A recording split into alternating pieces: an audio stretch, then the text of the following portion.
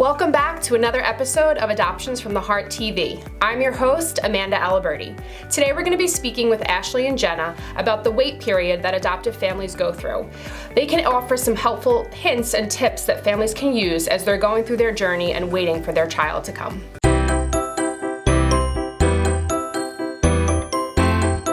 So today we're going to talk a little bit about surviving the wait as a prospective adoptive family. So Jenna, can you tell me a couple of tips that as an adoption social worker you share with the families that you work with? Yeah, so I think one of the most important things for adoptive families to know is that life is still happening right now, and that you should continue to make plans, go on vacations, spend time with friends and family. Your life will dramatically change quickly once a child comes into your life, and it's super important to continue making memories and living life now. And that can help keep your mind busy and yourself busy, and which is really important, I think, when families are waiting. Yeah, absolutely. Are there special tips or tricks that you give people that are waiting for a year or more that are feeling like, I don't have any control over this process? What can I do? Yeah, I really think that families should utilize the support groups that are offered, and even if they're not AFThtv or Adoptions from the Heart specific, but any in your area, reach out to other adoptive parents who maybe are in the process with you or have adopted previously is another great tip.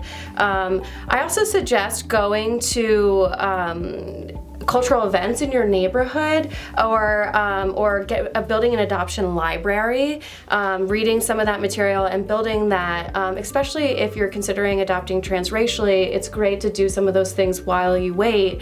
And then it also gives you an opportunity to update your profile.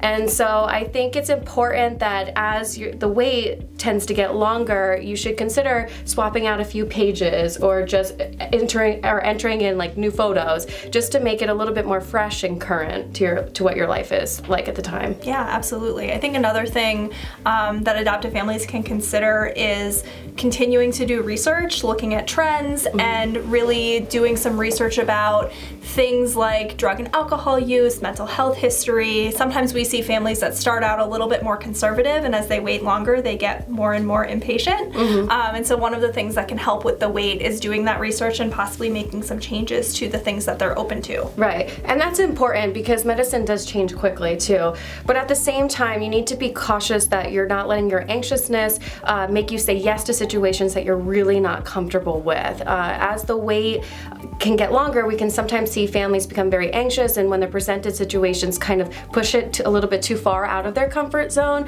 and it's important to not let yourself get in that space. You know what you're comfortable with, and you want to make sure that you stay within that. But of course, do more research because things will change, and you may grow more comfortable in a certain situation than maybe you were initially.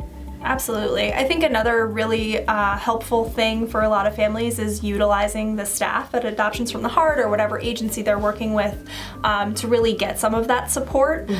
So in addition to coming to support groups and getting support from other adoptive families, getting support from the people who are sort of seeing the day-to-day work, working with the expectant parents can be helpful to sort of give a reality check.